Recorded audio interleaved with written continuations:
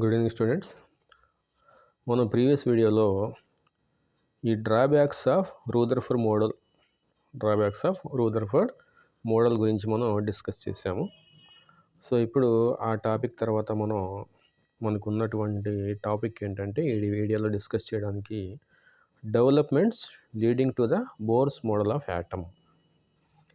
అంటే మనకి బోర్ అనే ఆయన యొక్క అటామిక్ మోడల్ని డిస్కస్ చేయడానికి, ఆయన ప్రపోజ్ చేయడానికి కారణమైన డెవలప్మెంట్స్ ఏంటి అంటే రూదర్ఫర్డ్ దగ్గర నుంచి బోర్ వరకు మధ్యలో చాలా డెవలప్మెంట్స్ జరిగినాయి. ఆ డెవలప్మెంట్స్ అన్నిటినీ బోర్ అనే ఆయన చూసి వాటిని యూస్ చేసుకొని ఆయన ఫర్దర్గా అటామిక్ మోడల్ని డెవలప్ చేశాడనమాట. ఆయన ఎలా డెవలప్ చేశాడు, ఆయన ఏమేమి చెప్పాడు, ఆయన ఏం అజంప్షన్స్ చేశాడు అనేది మనం ఈ వీడియోలో చూద్దాం. సో ఏమంటున్నాడంటే historically results observed from the studies of interactions of radiations with matter have provided immense information regarding the structure of atom and molecules. అంటే ఏంటంటే ఏమంటున్నాడంటే చాలా ఎక్స్పెరిమెంట్స్ జరిగినాయి అంట. చాలా ఎక్స్పెరిమెంట్ 18th సెంచరీ అంటే 19th century, mid of 19th century అంటే ఏంటి, 1800 దగ్గర నుంచి అంటే 1801 నుంచి 1899 దాకా మధ్యలో జరిగినటువంటి రీసెర్చ్ అనమాట. సో దాన్ని 19th సెంచరీ అంటారు. సో అక్కడ ఎప్పుడైతే ఈ ఇంటరాక్షన్స్ ఆఫ్ రేడియేషన్స్ అంటే ఏంటి, డిఫరెంట్ ఫ్రీక్వెన్సీస్ ఉన్న లైట్ అనమాట.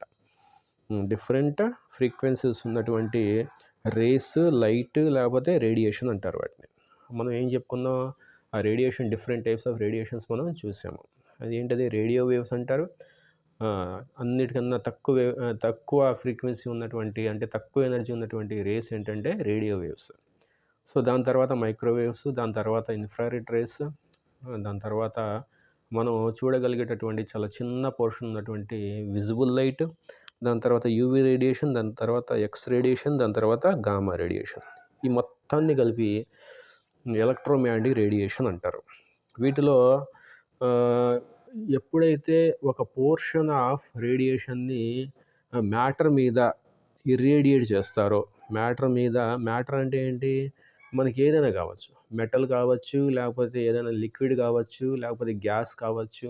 సో మ్యాటర్ అనేది 3 టైప్స్ మనకి తెలిసిందే. ఆ మ్యాటర్ అనేది 3 టైప్స్. అదేంటిది, సాలిడ్, లిక్విడ్, గ్యాస్. సాలిడ్లో వచ్చి మెటల్స్ వస్తాయి, ప్లస్ డిఫరెంట్ టైప్స్ ఆఫ్ అంటే కార్బన్ కాంపౌండ్స్ కావచ్చు, లేకపోతే డిఫరెంట్ టైప్స్ ఆఫ్ మెటీరియల్ అనమాట. ఏ సాలిడ్ తీసుకున్నా అన్నీ కూడా మనకి దీంట్లో వస్తాయి అన్నమాట. లిక్విడ్ అంటే మనకి వాటర్ వస్తుంది, లేకపోతే పెట్రోల్ వస్తుంది, లేకపోతే ఆయిల్ వస్తుంది. అలా liquids different types of liquids ఉంటాయి. గ్యాసెస్ అంటే మన చుట్టూ ఉన్నటువంటి ఎయిర్ వస్తుంది, hydrogen, oxygen, nitrogen, any type of gas అనమాట. పీరియాడిక్ టేబుల్లో ఉన్నటువంటి ఎలిమెంట్స్ అనమాట. సాలిడ్స్ అవ్వచ్చు, లిక్విడ్స్ అవ్వచ్చు, గ్యాసెస్ అవ్వచ్చు. వాట్ ఈస్ పీరియాడిక్ టేబుల్లో ఉన్నటువంటి ఎలిమెంట్స్తో ఫామ్ అయినటువంటి మాలిక్యూల్స్ అనమాట. దాన్నే మ్యాటర్ అంటారు.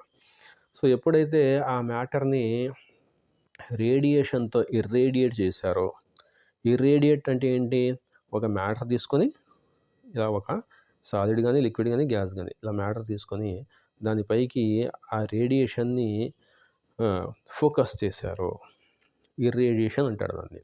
ఎప్పుడైతే ఈ ఎలక్ట్రోమాగ్నెటిక్ రేడియేషన్ని ఆ మ్యాటర్ మీద పడేటట్టు చేశారో అప్పుడు డిఫరెంట్ టైప్స్ ఆఫ్ అబ్జర్వేషన్స్ మనకి వచ్చినాయి అన్నమాట.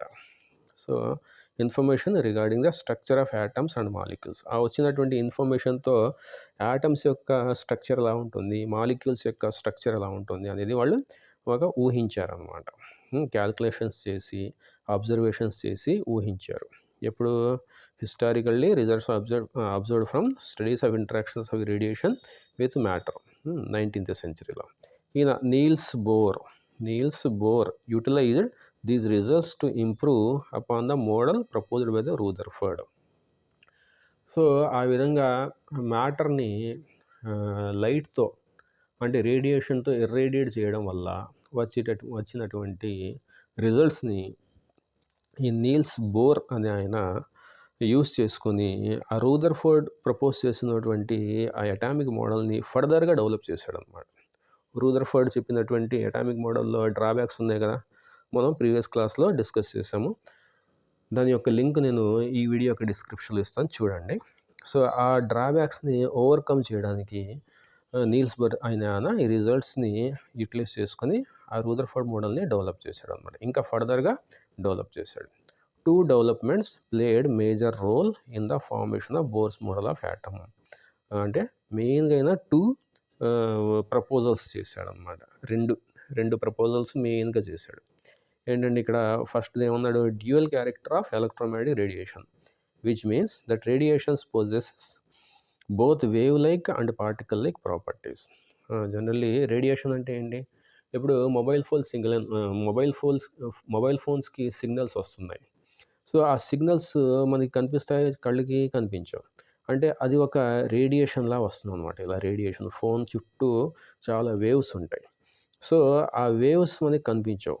అంటే ఆ రేడియేషన్కి ఈ వేవ్ ఇలా ఈ నేచర్ ఉంటుంది అనేసి మనకు తెలుసు. కానీ ఇలాగే కాకుండా ఇలా పార్టికల్ నేచర్ కూడా ఉంటుంది.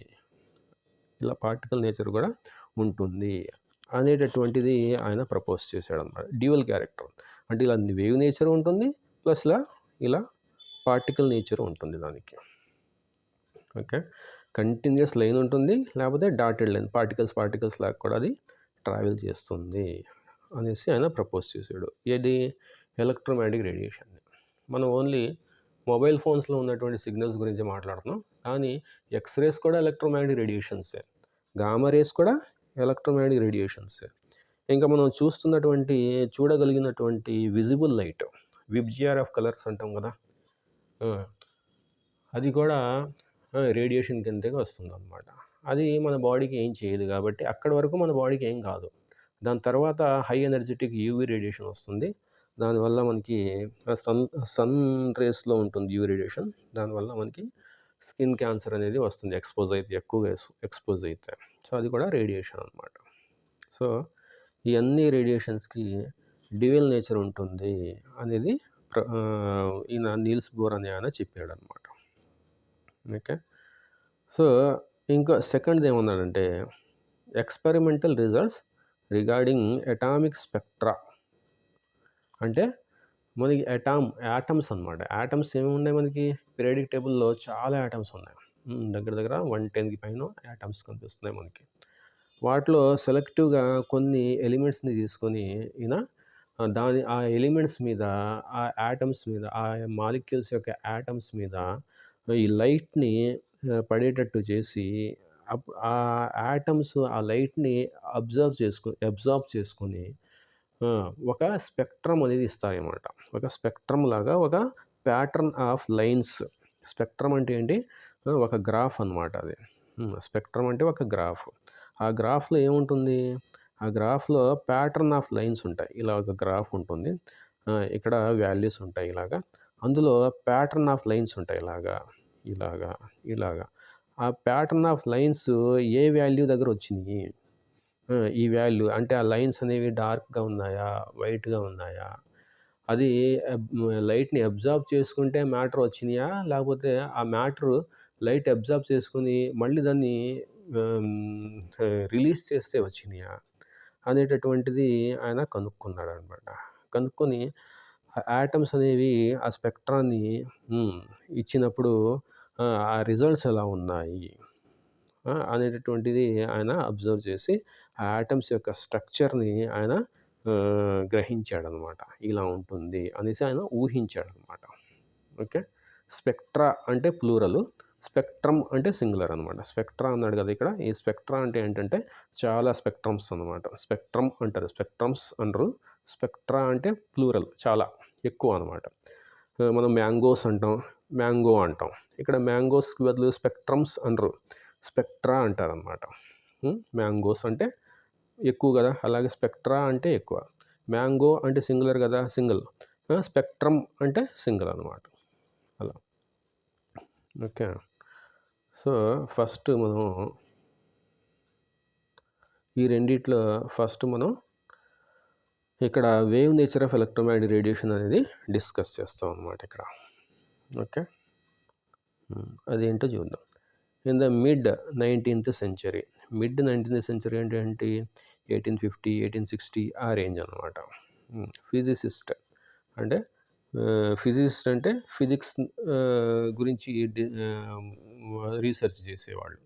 ఫిజిక్స్ అంటే ఏంటి, ఫిజికల్ ఫార్మ్స్, ఫిజికల్ అంటే ఆ యాటమ్ యొక్క స్ట్రక్చర్, ఆ యాటమ్ యొక్క ఫిజిక్ని గురించి రీసెర్చ్ చేసేవాళ్ళని ఫిజిసిస్ట్ అంటారనమాట. సో అప్పుడు actively studied absorption and emission of radiation by heated objects.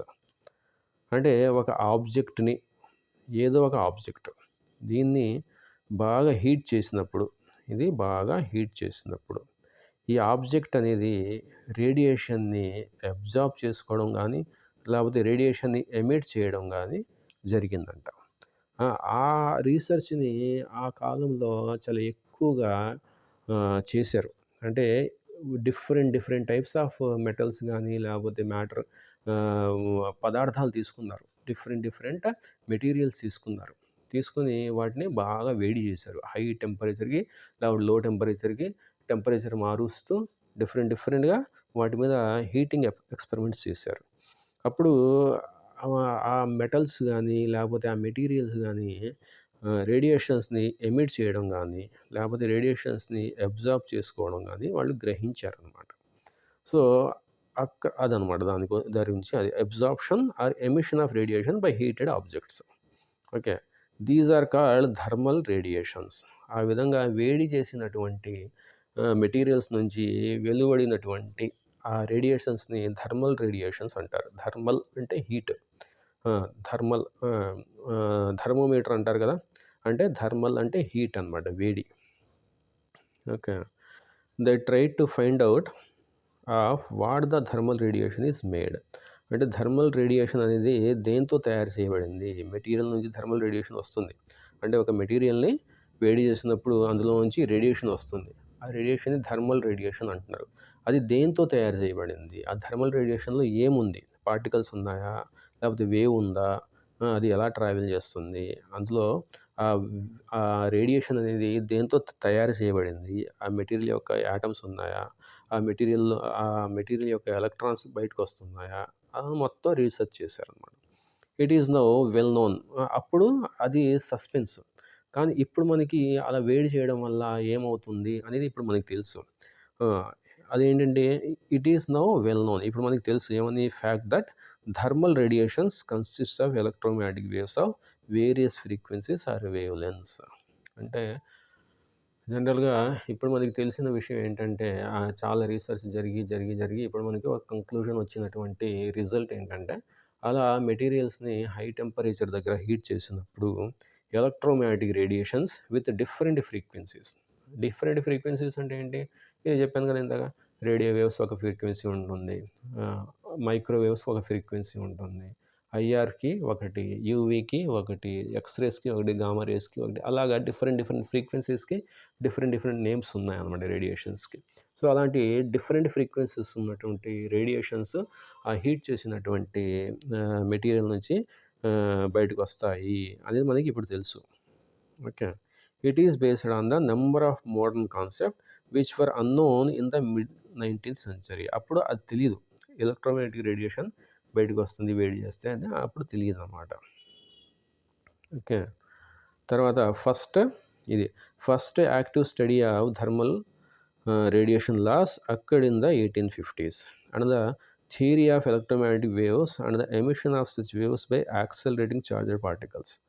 అంటే అలా వేడి చేయడం వల్ల ఆ ఎలక్ట్రోమాగ్నెటిక్ రేడియేషన్ అలా బయటకు రావడాన్ని స్టడీ చేసి అది రేడియేషన్ అనేది ఆ బయటకు వస్తున్నటువంటి రేడియేషన్లో చార్జ్డ్ పార్టికల్స్ ఉన్నాయి అనేది కనుక్కున్నారన్నమాట, చార్జ్డ్ పార్టికల్స్. ఓకే, ఏదో పార్టికల్స్ బయటకు వస్తాయంట, ఇవి రేడియేషన్ నుంచి పార్టికల్స్ అనేవి బయటకు వస్తున్నాయి, ఆ పార్టికల్స్కి కూడా ఛార్జ్ ఉంది, పాజిటివ్లీ నెగిటివ్లీ ఛార్జ్, ఏదో ఒక ఛార్జ్ ఉంది అనేసి అంటున్నాడు. ఓకే, అది ఎవరు డెవలప్ చేశాడు, was developed in the early 1870s by James clerk Maxwell అనే ఆయన పసిగట్టాడు అనమాట అది. అలా చార్జ్డ్ పార్టికల్స్ ఆ వేడి చేసినటువంటి మెటీరియల్స్ యొక్క రేడియేషన్స్ నుంచి పార్టికల్స్ వస్తున్నాయి, చార్జ్డ్ పార్టికల్స్ వస్తున్నాయి అనేది ఆ మ్యాక్స్వెల్ అనే ఆయన కనుక్కున్నాడు అనమాట. Which was experimentally confirmed by later by Heinrich Hertz. అది హెయిన్రిచ్ హెడ్జ్ అని ఆయన కూడా దాన్ని కన్ఫర్మ్ చేశాడు. అవును నిజమే, ఆయన చెప్పింది, మ్యాక్స్వెల్ చెప్పింది నిజమే అనేసి కన్ఫర్మ్ చేశాడు. Okay, here we will learn some facts about electromagnetic radiation. ఇప్పుడు మనం ఎలక్ట్రోమాగ్నెటిక్ రేడియేషన్ అంటే ఏంటి అసలు అనేది కొంచెం దాని గురించి మనం డీటెయిల్గా తెలుసుకుంటాం అనమాట. తీసేద్దాం. జేమ్స్ మ్యాక్స్వెల్ అనే ఆయన 1870 was the first to give a comprehensive explanation about the interaction between the charged bodies and the behavior of electrical and magnetic fields on macroscopic level. అంటే జేమ్స్ మ్యాక్స్వెల్ అనే ఆయన ఫస్ట్గా ప్రపోజ్ చేశాడనమాట. ఏంటి? Charged body interaction యొక్క about the interaction between the charged bodies and the behaviour of electrical and magnetic fields on the macroscopic level.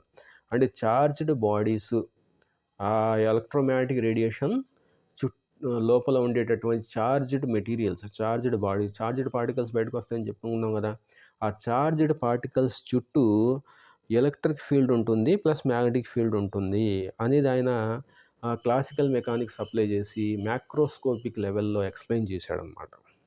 Okay, ఒక heat చేసినటువంటి material నుంచి రేడియేషన్ ఇలా బయటకు వస్తుంటే దాని చుట్టూ ఎలక్ట్రిక్ ఫీల్డ్ ఉంటుంది, దాని చుట్టూ మ్యాగ్నెటిక్ ఫీల్డ్ కూడా ఉంటుంది అనేది ఆయన ప్రపోజ్ చేశాడనమాట. అంటే ఒక చార్జ్డ్ పార్టికల్ ట్రావెల్ చేస్తూ ఉంటే, ఒక లైన్లో ట్రావెల్ చేస్తూ ఉంటే దానికి 90 degrees డైరెక్షన్లో ఎలక్ట్రిక్ ఫీల్డ్ డెవలప్ అవుతుంది, మ్యాగ్నెటిక్ ఫీల్డ్ డెవలప్ అవుతుంది అనేది ఆయన చెప్పాడనమాట.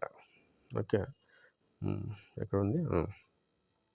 He suggested that when electrically charged particles moves under the acceleration, అంటే అవి ఒక వేగంతో ట్రావెల్ చేస్తున్నాయి, యాక్సెలరేట్ అవుతున్నాయి, స్పీడ్తో ట్రావెల్ చేస్తున్నాయి.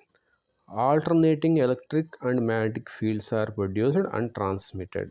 అంటే దాని చుట్టూ ఒక alternating electric current, alternating electric field, current కాదు ఎలక్ట్రిక్ ఫీల్డ్ అనమాట, and magnetic fields are produced and transmitted. ఇక్కడ ఇచ్చాడు చూడండి. ఇక్కడ ఇది వై డైరెక్షన్ అనుకుంటే, ఇది జెడ్ డైరెక్షన్ అనుకుంటే, ఇది లైట్ అనమాట. ఇది ఆ చార్జ్డ్ పార్టికల్స్ ట్రావెల్ చేసేటటువంటి డైరెక్షన్, ఇది ఎక్స్ డైరెక్షన్. సో ఎక్స్ డైరెక్షన్లో ఆ చార్జ్డ్ పార్టికల్ ఇలా ట్రావెల్ చేస్తుంటే, ఇక్కడ జెడ్ డైరెక్షన్లో ఒక ఫీల్డ్ ఇలా ట్రావెల్ చేస్తుంది చూడండి, రెడ్ కలర్ ఇలా ట్రావెల్ చేస్తుంది చూడండి. దాన్ని ఏమన్నాడు? ఎలక్ట్రిక్ ఫీల్డ్ అన్నాడు దాన్ని. ఆ రెడ్ కలర్ని ఎలక్ట్రిక్ ఫీల్డ్ అన్నాడు. దానికి పర్పెండిక్యులర్గా ఈ బ్లూ లైన్ ట్రావెల్ చేస్తుంది చూడండి, దాన్ని మ్యాగ్నెటిక్ ఫీల్డ్ అన్నాడు. అంటే ఈ ఎక్స్ డైరెక్షన్కి ఒకటి అంటే ఎలక్ట్రిక్ ఫీల్డ్ అనేది జెడ్ డైరెక్షన్లో 90 degreesలో ట్రావెల్ చేస్తే, మ్యాగ్నెటిక్ ఫీల్డ్ అనేది బ్లూ కలర్లో మనకి ఇంకో 90 degreesలో ట్రావెల్ చేస్తుంది. అంటే ఆ చార్జ్డ్ బాడీ చుట్టూ అది ట్రావెల్ చేస్తున్నప్పుడు, ఒక వేవ్ కింద, ఒక లైన్ కింద అది ట్రావెల్ చేస్తున్నప్పుడు, దానికి పర్పెండిక్యులర్గా 2 డైరెక్షన్స్లో, వై డైరెక్షన్లో, జెడ్ డైరెక్షన్లో 2 ఫీల్డ్స్, ఒకటి ఎలక్ట్రిక్ ఫీల్డ్ జనరేట్ అవుతుంది, ఇంకోటి మ్యాగ్నెటిక్ ఫీల్డ్ జనరేట్ అవుతుంది అనేది ఆయన కనుక్కున్నాడు అనమాట. Okay, these fields are transmitted in the forms of waves called electromagnetic waves or electromagnetic radiation. అంటే ఒక చార్జ్డ్ పార్టికల్ మూవ్ అవుతుంది, ఇలా మూవ్ అవుతుంది. సో ఆ చార్జ్డ్ పార్టికల్ మూవ్ అవుతున్నప్పుడు ఆ రేడియేషన్ అనేది ఏంటంటే, ఆ రేడియేషన్ అనేది electric field plus magnetic field ఇలా. సో ఈ ఫీల్డ్స్ వల్లే అది వేవ్ లైక్ మోషన్ కలిగి ఉంటుందన్నమాట. వేవ్ లైక్ మోషన్ అంటే ఒక పార్టికల్ ట్రావెల్ చేస్తుంది కాబట్టి దాని పార్టికల్ నేచర్ ఉంది, ప్లస్ దాని చుట్టూ ఈ 2 ఫీల్డ్స్ డెవలప్ అవుతున్నాయి కాబట్టి దానికి వేవ్ నేచర్ కూడా ఉంటుంది. ఆ 2 ఫీల్డ్స్ వేవ్స్లా ట్రావెల్ చేస్తున్నాయి కాబట్టి ఆ రేడియేషన్కి వేవ్ నేచర్ కూడా ఉంటుంది. దీన్నే electromagnetic waves or electromagnetic radiation అంటారనమాట అనేసి చెప్పాడు ఆయన.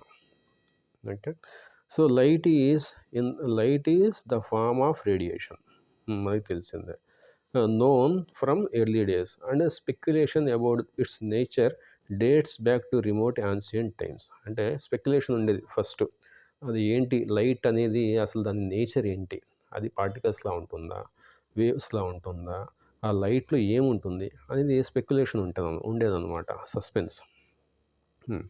In early days Newton light was supposed to be made of particles, corpus cools అంటారు అన్నమాట. న్యూటన్ అనే ఆయన లైట్, మనం ఒక సన్ రే సూర్యుడి దగ్గర నుంచి భూమి మీదకి వచ్చినప్పుడు ఆ రేస్ వస్తాయి కదా, ఆ రేస్ అనేవి మనకి కంటికి కనిపించినటువంటి పార్టికల్స్, వాటిని కార్పస్కుల్స్ అంటారు అనేసి న్యూటన్ అనే ఆయన చెప్పాడనమాట. It was only in the 19th century when wave nature of light was established. అంటే 19th centuryలో వేవ్ నేచర్ని చెప్పారనమాట. ఆ లైట్కి వేవ్ నేచర్ని ఈ విధంగా చెప్పాం కదా మనం, ఈ విధంగా ఉంటుంది, వేవ్ నేచర్ ఉంటుంది. చూసాం 90 degreesలో వేవ్స్లా ట్రావెల్ చేస్తుంది కదా అది. మనం లైట్ అనేది మనకి ఒక రే చూస్తే అది స్ట్రైట్గా కనిపిస్తుంది, కానీ అది స్ట్రైట్ కాదు, ఒక వేవ్ లాగా ఇలా ట్రావెల్ చేస్తుంది అనమాట, అలా సైన్ వేవ్ లాగా. Okay. Maxwell was again the first to reveal that light waves are associated with oscillating electric and magnetic character. అంటే ఒక లైట్ రే ట్రావెల్ చేస్తున్నప్పుడు దానికి పర్పెండిక్యులర్గా ఎలక్ట్రిక్ ఫీల్డ్ ఉంటే, ఇంకో డైరెక్షన్లో పర్పెండిక్యులర్గా మ్యాగ్నెటిక్ ఫీల్డ్ కూడా ఉంటుంది అనేది మ్యాక్స్వెల్ అనే ఆయన చెప్పాడనమాట అప్పుడు. ఓకే. దాని తర్వాత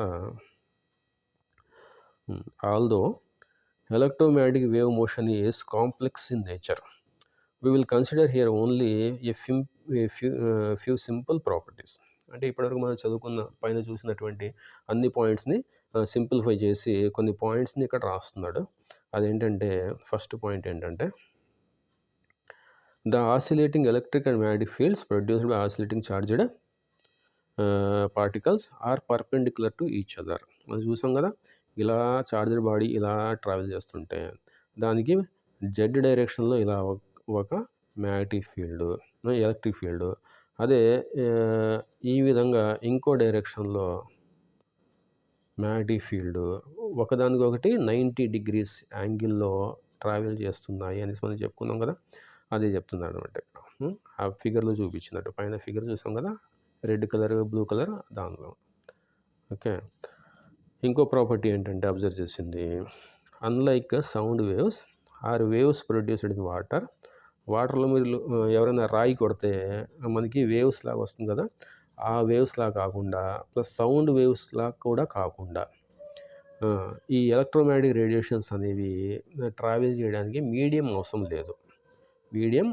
అంటే గాలి ఉండాల్సిన అవసరం లేదు. మనకి సౌండ్ మనకి వినిపించాలి అంటే మధ్యలో మనకి గాలి ఉండాలి. ఒక పర్సన్ ఇక్కడ నుంచుని ఇంకో పర్సన్ ఇక్కడ నుంచుని ఇతనితో మాట్లాడుతూ ఉంటే ఈ మధ్యలో గాలి ఉంటేనే వినగలడు ఇతను.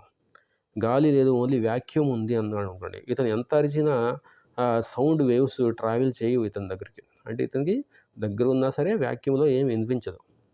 సో ఆ మీడియం, ఆ గాలి మీడియం అన్నమాట. ఆ మీడియం అంటే ఏంటి, ఆ సౌండ్ వేవ్స్ని మోసుకుపోయేటటువంటి ఒక మీడియం అన్నమాట. సో మీడియేటర్ అంటారు కదా మనం, అలా గాలి అనేది మీడియేటర్. ఏంటి, ఈ పర్సన్ దగ్గర నుంచి ఈ పర్సన్ దగ్గరికి మాట్లాడుకునేటటువంటి మాటల్ని మోసుకుపోయేది ఒక మీడియేటర్ గాలి అనమాట. గాలి లేకపోతే ఇతను ఎంత వాగినా ఎంత అరుచుకున్నా ఇతనికి వినిపించదు. ఓకే. ఆ విధంగా ఈ ఎలక్ట్రోమాగ్నెటిక్ రేడియేషన్స్కి ఆ గాలి అవసరం లేదు. గాలి లేకపోయినా అది వ్యాక్యూమ్లో ట్రావెల్ చేయగలదు అనమాట.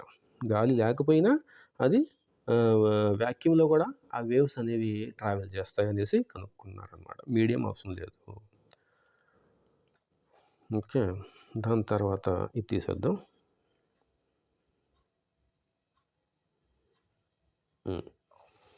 It is now well established that there are many types of electromagnetic radiations. మనం చెప్పుకుందాం కదా, different types of electromagnetic radiations ఉంటాయి అనేసి. సో అవే radio waves, microwaves, IR waves పదే పదే చెప్తున్నాను నేను.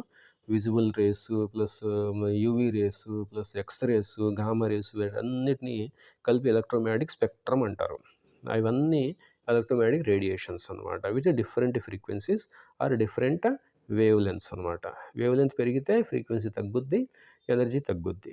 So frequency, energy directly proportional ఉంటాయి, కానీ frequency, wave length inversely proportional ఉంటాయి అన్నమాట. Okay, which differ from one another in wave length or frequency. ఒక్కొక్క రేడియేషన్కి ఒక్కొక్క ఫ్రీక్వెన్సీ కానీ లేకపోతే వేవ్ లెంత్ కానీ ఉంటుంది. These constitute what is called electromagnetic spectrum. ఇక్కడ 2.7లో ఇచ్చాడు ఎలక్ట్రోమాగ్నెటిక్ స్పెక్ట్రమ్. ఇది అనమాట ఎలక్ట్రోమాగ్నెటిక్ స్పెక్ట్రమ్. ఇది ఇక్కడ నుంచి ఇక్కడికి చెప్పుకుందాం కదా. చూడండి, radio waves, AM amplitude module, frequency module, ఎంత రేడియో వేవ్స్. ఇక్కడ నుంచి ఇదంతా రేడియో వేవ్స్. ఇక్కడ ఎఫ్ఎం నుంచి ఉండే ఫ్రీక్వెన్సీ మాడ్యూల్, అదే మనకి ఎఫ్ఎం రేడియోలో వచ్చేటటువంటి రేడియేషన్ అనమాట. మనం ఎఫ్ఎం రేడియో వింటున్నామంటే ఆ స్టేషన్ నుంచి ఆ రేడియేషన్ని వాళ్ళు రిలీజ్ చేస్తారు. సో మనం రేడియో మిర్చి అనేసి 95 ఎఫ్ఎం అనేసి రేడియో మిర్చి అలాంటివి మనం వింటున్నాం కదా. వాళ్ళు ఒక్కొక్క ఫ్రీక్వెన్సీ దగ్గర ఒక్కొక్క రేడియేషన్ వదిలి వాళ్ళు పాటలు, న్యూస్ అదంతా చెప్తూ ఉంటారు అనమాట. అది. సో తర్వాత మైక్రోవేవ్స్, తర్వాత ఐఆర్. ఈ చిన్న పోర్షన్ కనిపిస్తుంది రెడ్, ఈ చిన్న పోర్షను కలర్ఫుల్ పోర్షన్ ఉంది కదా, అదే ఇక్కడ నుంచి అది, ఇదంతా అది అనమాట. ఇక్కడ నుంచి ఇక్కడికి ఈ విజిబుల్ లైట్ అంటారు. ఈ చిన్న పోర్షన్ కనిపిస్తుంది కదా, ఐఆర్కి యూవీకి మధ్యలో కలర్ఫుల్ కనిపిస్తుంది. దాన్ని ఎక్స్పాండ్ చేసి ఇది రాశాడు. అదే indigo, VIBGYOR colours, violet, indigo, blue, green, yellow, orange, red, VIBGYOR colours అంటారు. సో అవే మనం చూడగలిగేటటువంటి కలర్స్ అనమాట. సో మనం ఈ ఎలక్ట్రోమాగ్నెటిక్ స్పెక్ట్రంలో ఎంత తక్కువ పోర్షన్ మనం చూడగలుగుతున్నామో చూడండి. ఓన్లీ చాలా తక్కువ పోర్షన్ చూస్తున్నాం అనమాట. ఇది ఈ పోర్షన్ మాత్రమే మనం మన కళ్ళతో చూడగలం అనమాట. రిమైనింగ్ మనం చూడలేనటువంటి పోర్షను ఎలక్ట్రోమాగ్నెటిక్ రేడియేషన్ ఇంత ఉంది. సో అదంతా మనం చూడలేం. అది జరుగుతుంది మన పక్కన. మనం రేడియేషన్ మన మొబైల్ ఫోన్స్లో యూస్ చేసేటువంటి సిగ్నల్ యొక్క ఫ్రీక్వెన్సీ ఇది మన మొబైల్ ఫోన్స్లో యూజ్ చేసిన రేడియేషన్. మనం చూడగలిగింది ఎంత ఉంది చూడండి. మన చుట్టూ ఉండే రేడియేషన్ మొబైల్ ఫోన్స్లో ఎంత పెద్దగా ఉంది చూడండి. ఈ రేడియో వేవ్స్, ఏఎం, ఎఫ్ఎం అంతా మన చుట్టూ రేడియేషన్ ఉంటుంది, కానీ అదంతా మనం చూడలేం. ఈ మైక్రోవేవ్ అంటే మనం హీటింగ్కి యూజ్ చేసేది. ఐఆర్ అంటే మైక్రోవేవ్ అంటే రాడార్స్లో యూజ్ చేసేది. Infrared spectrum. మైక్రోవేవ్ అంటే మైక్రోవేవ్ ఓవెన్స్ ఉన్నాయి కదా, హీటింగ్కి యూజ్ చేసేది ఇది. ఈ ఐఆర్ రేడియేషన్ అంటే మన కెమెరాస్ వాటిలో యూజ్ చేస్తాం. ఐఆర్ కెమెరాస్ ఉంటాయి, నైట్ విజన్లో మనకి కనిపిస్తాయి. సో ఆ విధంగా చాలా ఎక్కువ రేడియేషన్ ఉంది మన చుట్టూ. ఎక్స్రేస్, మనం బోన్ ఫ్రాక్చర్ అయితే యూజ్ చేసే రేడియేషన్ యొక్క ఎనర్జీ చాలా ఎక్కువ. ఈ గామా రేడియేషన్ అంటే మనకి అణుబాంబులు అవి వేసినప్పుడు రిలీజ్ అయ్యేటటువంటి high energy radiation gamma rays. చాలా డేంజర్ అది. సో మనం చూసేది మాత్రం చాలా తక్కువ రేంజ్ అనమాట, ఇంతే. ఓకే, సో ఏమంటాడో చూద్దాం. Electromagnetic spectrum 2.7. Different regions of spectrum are identified by different names. Names అన్ని చూసాం కదా మనం, ఐఆర్, యూవి అనేసి. Some examples are radio frequency region 10⁻6 hertz ఉంటుంది. యూజ్డ్ ఫర్ బ్రాడ్కాస్టింగ్ అంటే రేడియోస్. బ్రాడ్కాస్టింగ్ అంటే రేడియో వేవ్స్ అనేవి బ్రాడ్కాస్టింగ్ యూస్ చేస్తారు. అంటే రేడియో, ఏఎం, ఎఫ్ఎం, లేకపోతే మొబైల్ సిగ్నల్స్ వాటికి యూస్ చేస్తారు. మైక్రోవేవ్ రీజన్ అనేది 10⁻10 హెర్ట్జ్, అంటే ఫ్రీక్వెన్సీ పెరుగుతుంది చూడండి. Used for radars. Microwave region అనేది రాడార్స్కి యూస్ చేస్తారు. రాడార్స్ అంటే షిప్స్ ప్లస్ హెలికాప్టర్స్ అనేసి, లేకపోతే ప్లేన్స్ అనేసి, జెట్ ఫ్లైట్స్ అనేసి, వాటికి దారి చూపించడానికి ఈ మైక్రోవేవ్స్ని యూస్ చేస్తారు. ప్లస్ మనం మైక్రో ఓవెన్స్లో హీట్ చేయడానికి కూడా మనం ఈ మైక్రోవేవ్స్ని యూస్ చేస్తాం అనమాట. Infrared region around 10⁻13 hertz used for heating. Micro ఓవెన్స్లో మైక్రోవేవ్స్ యూస్ చేస్తారు. ఐఆర్ రేడియేషన్ ఎందుకు యూస్ చేస్తారు? ఇన్ఫ్రారెడ్ రేడియేషన్ హీటింగ్కి అంటున్నాడు. చెక్ చేద్దాం మనం. ఇక్కడ మైక్రోవేవ్ అనేసి మనకి మైక్రోవేవ్ ఓవెన్స్ని యూస్ చేస్తారు. కానీ ఇక్కడ ఏమంటున్నాడు, infrared region around 10^13 heads used for heating అంటున్నాడు. అది మనం చెక్ చేద్దాం. కానీ మైక్రోవేవ్ ఓవెన్స్లో మైక్రోవేవ్స్ యూస్ చేస్తారు. ఓకే. ఈ ఐఆర్ అనేది ఇంకా ఎక్కువ ఎనర్జీ ఉన్నటువంటి రేడియేషను, అది మనం కెమెరాస్లో వాటిలో యూస్ చేస్తాం అన్నమాట. ఓకే. తర్వాత అల్ట్రావైలెట్ రీజియన్ అరౌండ్ 10^16, అది 10^16 ఏ కాంపోనెంట్ ఆఫ్ సన్స్ రేడియేషన్. అంటే సన్లైట్లో మనకి యూవీ రేడియేషన్ ఉంటుంది కదా, సన్ స్క్రీన్ లోషన్స్ అవి రాసుకుని బయటకు వెళ్తాం మనం. అలా రాయకపోతే ఆ యూవీ రేడియేషన్ అనేది మన స్కిన్కి తగిలి మనకి స్కిన్ క్యాన్సర్ వస్తుంది, లేకపోతే పిగ్మెంటేషన్ అవుతుంది, లేకపోతే నల్లబడిపోతుంది స్కిన్. దాంతో మనం మన స్కిన్ని కాపాడుకోవడానికి మనం సన్ స్క్రీన్ లోషన్స్ వాళ్ళు మెయిన్గా లేడీస్ రాస్తారనమాట. దానికి రీజన్ ఏంటంటే యూవీ రేడియేషన్. ఇంకా చాలా స్మాల్ పోర్షన్ ఇతను కూడా అంటున్నాడు చూడండి, small portion around 10^15 hedge is what is ordinary called visible light అనమాట. ఇక్కడ ఈ కలర్ఫుల్ మనం చెప్పుకున్నాం కదా, చాలా స్మాల్ పోర్షన్ మాత్రం మనం కళ్ళతో చూడగలం. Okay. It is only this part which our eyes can see or detect. ఇంత చిన్న పార్ట్ని మాత్రం మనం చూడగలం. Special instruments are required to detect non visible radiation. అంటే ఈ రేడియేషన్ని కానీ మనం చూడాలంటే స్పెషల్ ఇన్స్ట్రుమెంట్స్ ఉండాలి. ఇప్పుడు మనకి చిన్నప్పుడు మిస్టర్ ఇండియా అనేసి ఒక సినిమా వచ్చింది, అనిల్ కపూర్ది, హిందీలో. అందులో ఐఆర్ రేడియేషన్స్లో మనుషులు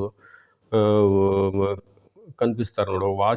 వాచ్ది అతను వాచ్లో ఒక పార్ట్ని ఆన్ చేస్తే అతను మాయమైపోతాడు అంటే అతని మీద ఆ యూవీ రేడియేషన్ అనేది పడదు. సో ఆ విధంగా అతను అక్కడే ఉంటాడు కానీ అతన్ని ఎవరు చూడలేరు, ఎందుకంటే విజిబుల్ లైట్ అనేది అతని మీద పడదు. కాబట్టి అంటే ఏంటి, అతను ఓన్లీ ఆ పర్టికులర్ చిన్న రేడియేషన్లో మాత్రమే అతను కనిపిస్తాడు. అంటే ఏ వస్తువు అయినా సరే మన చుట్టూ ఆ only small fraction of light దాని మీద పడినప్పుడు అది కనిపిస్తుంది. రిమైనింగ్ మన చుట్టూ ఎన్ని ఆబ్జెక్ట్స్ ఉన్నాయో మనకు తెలియదు. ఆ ఆబ్జెక్ట్స్ అన్నీ ఈ రేడియేషన్లో కనిపించవచ్చు. ఫర్ ఎగ్జాంపుల్ గాలి ఉంది, గాలి మనం చూడగలమా? చూడలేం. కానీ ఎందుకు చూడలేం? మనం ఈ పోర్షన్ మాత్రమే చూడగలం కాబట్టి గాలి ఆ పోర్షన్లో కనిపించదు కాబట్టి మనం చూడలేం. ఈ దీంట్లో కనిపిస్తుందేమో మనకి తెలియదు. అది ఈ రేడియేషన్లో గాలి కూడా మనకి కళ్ళకి కనిపిస్తుందేమో. ప్లస్ ఈ మొబైల్ సిగ్నల్స్ మనం చూడగలుగుతున్నామా? చూడలేం. కానీ ఈ రేడియేషన్ మనం చూడగలిగితే, మన కళ్ళతో ఈ రేడియేషన్ కనుక మనం చూడగలిగితే ఆ రేడియేషన్ మన చుట్టూ ఉన్నటువంటి మొబైల్ ఫోన్ రేడియేషన్ మనం చూడగలిగేవాళ్ళం. ఓకే. సో ఒక్క నిమిషం ఇది తీసేద్దాం. ఓకే. సో మన చుట్టూ ఉండేటటువంటి మొబైల్ సిగ్నల్స్ని మనం చూడాలంటే మన కళ్ళకి ఈ రేడియేషన్ మనకి కనిపించాలి. కానీ మనం ఓన్లీ ఈ పోర్షన్ మాత్రమే చూడగలుగుతున్నాం కాబట్టి మన చుట్టూ ఉండే మొబైల్ సిగ్నల్స్ మనం చూడలేకపోతున్నాం అనమాట. సో ఆ విధంగా గామా రేస్ని మనం చూడలేం, ఎక్స్ రేస్ని మనం చూడలేం, కానీ అవి ఉంటాయి మన చుట్టూ, అవి ఉన్నాయి అన్నమాట. కానీ మనం చూడలేం కళ్ళకి, ఎందుకంటే మన కళ్ళలో అంత పవర్ లేదన్నమాట. ఓకే. దాని తర్వాత visibility. It is only this part which our eyes can see or detect. Special instruments are required to detect non visible radiation. ఇదంతా నాన్ విజిబుల్ రేడియేషన్. ఓన్లీ ఇది మాత్రమే విజిబుల్ రేడియేషన్. కలర్ఫుల్ కనిపిస్తుంది కదా, coloured, అది మాత్రమే మనకి కళ్ళకి కనిపించేటటువంటి విజిబుల్ రేడియేషన్ అన్నమాట. Okay.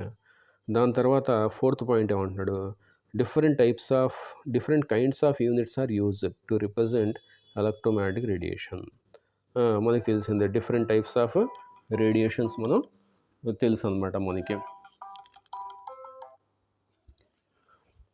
Different types of units మనం యూస్ చేస్తాం ఎలక్ట్రోమాగ్నెటిక్ రేడియేషన్స్కి. ఆ యూనిట్స్ ఏంటి, మనకి వేవ్ లెంత్ అని చెప్పుకున్నాము, ఫ్రీక్వెన్సీ అని చెప్పుకున్నాము, వేవ్ నెంబర్ అనేసి కూడా మనకి ఒకటి ఉందన్నమాట. అది మెయిన్గా మనం యూస్ చేసేది frequency mu and wave length lambda. ఈ యూనిట్స్ని యూస్ చేస్తారు. Radiations are characterized by the characterized by properties, namely frequency and wavelength.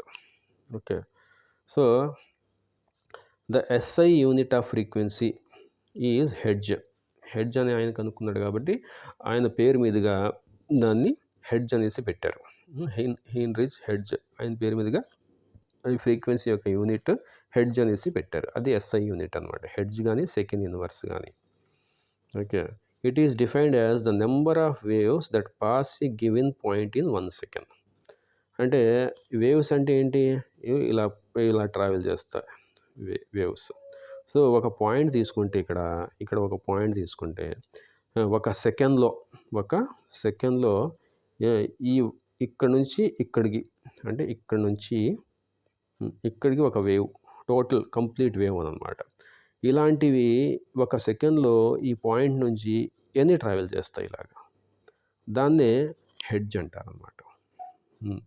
దాన్నే ఫ్రీక్వెన్సీ అంటారు, హెడ్జ్ అంటారనమాట. ఓకే, అంటే ఇలాంటి 100 వేవ్స్ ట్రావెల్ చేసింది అనుకో ఒక సెకండ్లో ఇక్కడ నుంచి ఇక్కడికి, ఆ పాయింట్ ద్వారా, పర్టికులర్ పాయింట్ ద్వారా, దాన్ని 100 హెడ్జ్ అంటారు. ఫ్రీక్వెన్సీ 100 హెడ్జ్ అనమాట. అలా wave length should have the units of length. Wave length కదా, లెంత్ అంటే ఇక్కడ నుంచి ఇక్కడికి ఒక ట్రఫ్, ఒక క్రస్ట్ వస్తుంది. ఇది ట్రఫ్ అంటారు, క్రస్ట్ అంటారు. ఆ టోటల్ రెండు కలిపి ఒక వేవ్ అంటారు అన్నమాట, ఒక వేవ్ అంటారు. దాన్ని వేవ్ లెంత్ అంటారు. And as you know that SI units of length is metre. Since electromagnetic radiation consist of different types of waves of much smaller wave length, smaller units are used. అంటే మీటర్ని మనం use చేయలేం, దానికన్నా తక్కువ metre, picometre అనేసి, లేకపోతే nanometres అనేసి అలాంటి యూజ్ చేస్తాం. ఎందుకంటే ఈ వేవ్ లెంత్ చాలా తక్కువ ఉంటుంది అనమాట, చాలా స్మాల్ ఉంటుంది అనమాట. అది అంటే హై ఎనర్జీ పెరిగితే గామా రేడియేషన్కి అయితే ఇంకా చాలా అసలు నానోమీటర్స్ కన్నా తక్కువ ఉంటుంది, పికోమీటర్స్లో ఉంటుంది. ఎక్స్రేస్కి కొంచెం ఎక్కువ ఉంటుంది, అలాగే యూవీ రేడియేషన్కి ఇంకా కొంచెం ఎక్కువ ఉంటుంది. అదే రేడియో వేవ్స్కి అయితే అది 1 కిలోమీటర్ దాకా ఉంటుంది, చాలా ఎక్కువ ఉంటుంది వేవ్ లెంత్. అంటే ఫ్రీక్వెన్సీ చాలా తక్కువ ఉంటుంది అనమాట. అలాగా various types of electromagnetic radiations with different from one another in wave lengths and frequencies అనేది చెప్తున్నారు అనమాట. ఓకే, ఇది వీటిని ఇక్కడ నుంచి ఇక్కడికి డిఫరెంట్ రేడియేషన్స్ ఉంటాయి అనేది చెప్పాడనమాట. దాని తర్వాత ఏమంటున్నాడు, in vacuum all types of electromagnetic radiations regardless of wave length travel at the same speed. అంటే ఈ రేడియో వేవ్స్ తీసుకోండి, మైక్రోవేవ్స్ తీసుకోండి, IR తీసుకోండి, యూవీ, ఎక్స్రేస్, గామారేస్ ఏది తీసుకున్నా అవి రేడియేషన్ అనేది స్పీడ్ ఆఫ్ లైట్ ఎంత ఉంటుందో అంత స్పీడ్తో అది ట్రావెల్ చేస్తుంది. ఎలక్ట్రోమాగ్నెటిక్ రేడియేషన్స్ కూడా అంతే స్పీడ్తో ట్రావెల్ చేస్తాయి అనేసి చెప్తున్నారు అనమాట. అదేంటిది 3 × 10⁸ మీటర్స్ పర్ సెకండ్ అనమాట. అంత స్పీడ్తో అది ట్రావెల్ చేస్తుంది అనమాట. ప్రెసైస్లీ అంటే 2.997925 × 10⁸ మీటర్స్ పర్ సెకండ్. పర్ సెకండ్కి అన్ని మీటర్స్ ట్రావెల్ చేస్తుంది అనమాట. Okay, this is called speed of light and is given the symbol C. Speed of లైట్కి సింబల్ ఏంటి? C. ద ఫ్రీక్వెన్సీకి సింబల్ ఏంటి? మ్యూ. వేవ్ లెంత్కి సింబల్ ఏంటి? Lambda. Velocity of light C are related by the equation.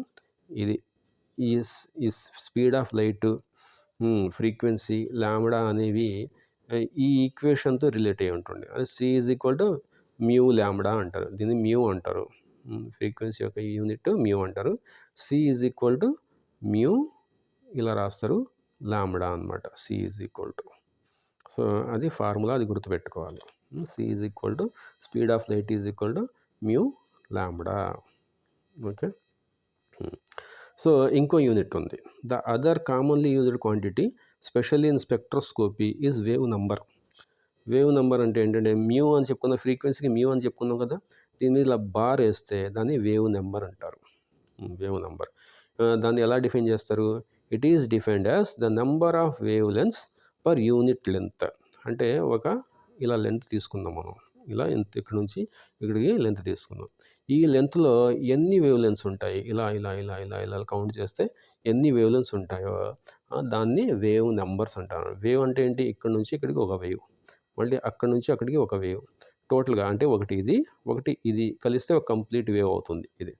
So, అలాంటి ఈ లెంగ్త్‌లో ఎన్నున్నాయి అనేది వేవ్ నంబర్ అనమాట.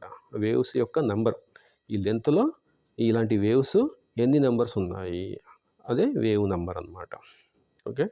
దాన్ని స్పెక్ట్రోస్కోపీలో మెయిన్‌గా ఐఆర్ స్పెక్ట్రోస్కోపీలో యూజ్ చేస్తాం అనమాట. ఆ స్పెక్ట్రోస్కోపీ అనేది ఏంటి అనేది మనం తర్వాత నేర్చుకుంటాము. దాంట్లో యూజ్ చేస్తారనమాట. దానికి యూనిట్ సెంటీమీటర్ ఇన్వర్స్ గానీ, లేకపోతే మీటర్ ఇన్వర్స్ గానీ. ఎందుకంటే ఈ లెంత్ అనేది మీటర్ కదా! ఈ లెంత్ అంటే waves per length. Number of waves per this much length. Per length వస్తుంది కదా! కాబట్టి 1/L వస్తుంది. అంటే 1/మీటర్ వస్తుంది. లేకపోతే సెంటీమీటర్ వస్తుంది. అంటే ఇది మీటర్ ఇన్వర్స్ అనమాట. ఇలా మీటర్ ఇన్వర్స్ ఇది. సో, అది దాని యొక్క ఎస్ఐ యూనిట్ అనమాట. కాకపోతే మీటర్ యూనిట్స్‌కి బదులు ఈ సెంటీమీటర్ ఇన్వర్స్ అనేది ఎక్కువగా యూజ్ చేస్తారు. ఓకే. అది డిఫరెంట్ యూనిట్స్ ఆఫ్ ఇది రేడియేషన్, ఎలక్ట్రోమాగ్నెటిక్ రేడియేషన్. సో, ఇక్కడితో మనం ఆపుదాం. సో, టుమారో మనం ఈ ప్రాబ్లమ్స్ ఎంత చూద్దాం. సో, అప్పటి వరకు టేక్ కేర్. బాయ్.